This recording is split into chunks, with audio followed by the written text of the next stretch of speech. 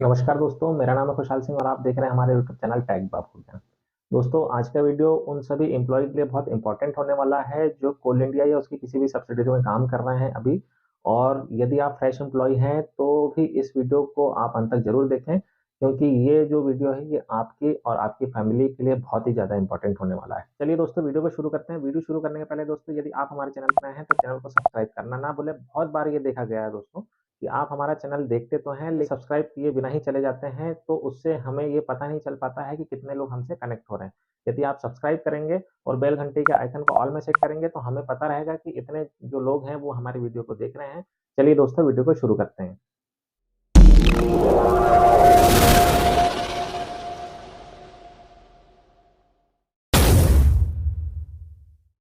आज का जो वीडियो है दोस्तों वो उन एम्प्लॉय के लिए है जो कंपनी में नौकरी तो लग गए हैं, लेकिन नौकरी के बाद में उनको यह नहीं पता है कि उनकी खुद की एक रिस्पॉन्सिबिलिटीज होती है जो उन्हें पूरी करनी रहती है अपने ऑफिस में जाकर के, या फिर आप जहां पर भी काम कर रहे हैं, जिस भी खदान पे काम कर रहे हैं, ऑफिस में काम कर रहे हैं या यूनिट पे काम कर रहे हैं, वहां पे कुछ उनकी फॉर्मेलिटीज होती है जो कभी कभी एम्प्लॉय नौकरी लगने के बाद में पूरी नहीं कर पाता। उसका सबसे बड़ा कारण यह है कि अवेयरनेस की कमी, उन्हें पता नहीं होता कि करना क्या रहता है। क्योंकि नौकरी के समय होता ये है कि हम जाकर के जॉइनिंग दे देते हैं, हमसे फॉर्म भी भराया जाता है और उसके बाद में हमको एक पोस्ट दी जाती है या फिर एक जगह डिप्यूट कर दिया जाता है कि आप उस जगह पर जाकर के काम करें। और काम करने के बाद में हम नौकरी के बाद में सैलरी पाते हैं। हम सिर्फ सैलरी पाने के बाद में हम निश्चिंत हो जाते हैं कि अब हमारा कोई काम बचा नहीं है। आपको सर्विस से संबंधित कुछ नॉमिनेशन फॉर्म जो है आपको कार्यालय में जाकर के जमा करने रहते हैं। अब कौन से नॉमिनेशन फॉर्म आप जमा करेंगे, आपको पता होगा तो आप जाकर के कार्यालय में जमा करेंगे, या फिर कोई आपको आपका साथी बताएगा तभी जमा कर पाएँगे।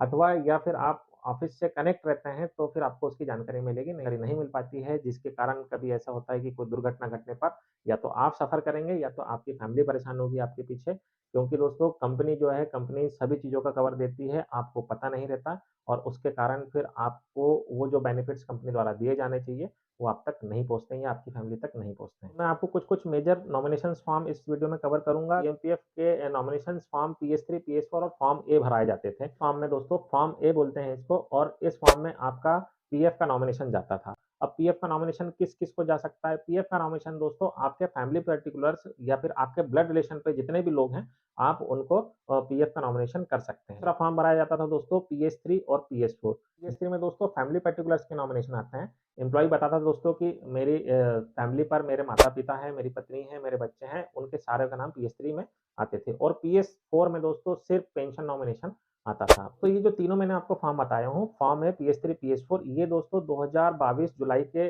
तक चले और उसके बाद में बोर्ड ऑफ ट्रस्टी की मीटिंग हुई। उन्होंने ये कहा कि अलग-अलग ये फॉर्म हम भरते थे जिसमें अलग-अलग नाम होते थे, जिसके कारण हमेशा एम्प्लॉयी को दिक्कतें होती थी और अलग-अलग नॉमिनेशन पे अलग-अलग नाम भी हो सकते थे, तो बहुत सारी दिक्कतें आती थी। इसलिए उन्होंने एक डिसीजन ये लिया है कि इन तीनों जो फॉर्म है उसको मर्ज कर दिया जाए।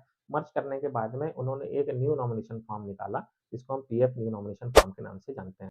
अब इसमें किन-किन के नाम आएँगे? दोस्तों, इसमें फॉर्म है पीएस3 और पीएस तीनों फॉर्म में जो-जो नॉमिनेशंस हम अलग-अलग भरते थे, उन तीनों नॉमिनेशन को हमने एक साथ कंपाइल करके भर दिया है, ताकि जब भी एम्प्लॉयी को ज़रूरत रहे तो सिर्फ़ हमको एक फॉर्म दिखाना रहेगा, उसमें पीएफ का नॉमिनेशन भी रहेगा और पेंशन का नॉमिनेशन भी रहेगा और फैमिली पर्टिकुलर्स के नॉमिनेशन भी रहेंगे। यदि अभी तक आपने वो फॉर्म नहीं भरा है, तो मैं आपको स्क्रीन पे शो कर दूँगा कि कौन-कौन से नॉमिनेशन फॉर्म रहते हैं। आप इस नॉमिनेशन फॉर्म को जाकर के कार्यालय में जाकर के जमा कर दीजिए और इन सभी फॉर्म की जो पीडीएफ लिंक है मैं अपने डिस्क्रिप्शन बॉक्स में जाकर के दे दूँगा। आप वहाँ से जाकर के उसको डाउनलोड भी कर सकते हैं। अगला एक नॉमिनेशन आएगा दोस्तों, ग्रेजुएटी नॉमिनेशन फॉर्म एफ। यदि एम्प्लॉयी रिटायर होता है या फिर उस एम्प्लॉयी की सर्विस के दौरान ही मृत्यु हो जाती है, तो रिटायरमेंट होने के बाद में तो वो ग्रेच्युटी का नॉमिनेशन उसको मिल ही जाएगा। उसका जो भी पैसा रहेगा ग्रेच्युटी हेड पे, जो भी पैसा जमा होगा कैलकुलेशन के बाद में, जो भी आएगा, वो तो एम्प्लॉयी को मिल जाएगा। लेकिन इन केस अगर एम्प्लॉयी की डेथ हो जाती है, तो उसके बाद में फैमिली का ऐसा कौन-सा मेंबर है जिसको ग्रेच्युटी का नॉमिनेशन दिया जाए? मतलब ग्रेच्युटी का जो पैसा है वो किसके खाते पर जाना चाहिए? उसी के आधार पर दोस्तों एलसीएस का अमाउंट भी डिक्लेयर होता है। यानी लाइफ कवर स्कीम का जो अमाउंट है वो भी उसी खाते में जाएगा, जो कि एनसीडब्ल्यू 11 पे ₹1,56,250 कर दिया गया। पहला सबसे पहला अमाउंट यही रिलीज़ होता है और उसके बाद में ग्रेच्युटी नॉमिनेशन के आधार पर उनका पैसा रिलीज़ किया जाता है। वो ग्रेच्युटी नॉमिनेशन फॉर्म एफ भी मैं आपको वो भी आपको स्क्रीन पे शो कर रहा हूँ। आप उसे भी जाकर के कार्यालय में जाकर के जमा कर दीजिए और इसकी 2 प्रति आपको कार्यालय में जाके जमा करनी रहेगी, जिसमें से 1 प्रति कार्यालय में रख ली जाएगी और दूसरी प्रति आपको सील साइन करके वापस की जाएगी, जिसे आप आपके जहाँ पे भी आप दस्तावेज़ रखते हैं कंपनी से रिलेटेड, आप उसमें जाकर के जमा कर दें और आवश्यकता पड़ने पे आपकी फैमिली उस फॉर्म को यूज़ कर सकती है। नौकरी लगने के बाद में आपके फैमिली पर्टिकुलर्स जितने भी हैं, उनका सबका हेल्थ कार्ड बनवा लीजिए, मेडिकल कार्ड बनवा लीजिए, क्योंकि आवश्यकता कभी भी पड़ सकती है।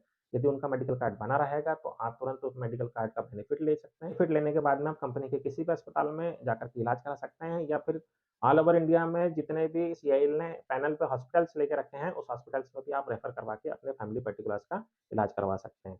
तो ये 3-4 फॉर्म है दोस्तों, जो बहुत आवश्यक है आपकी नौकरी के दौरान पे फॉर्म भरने के लिए।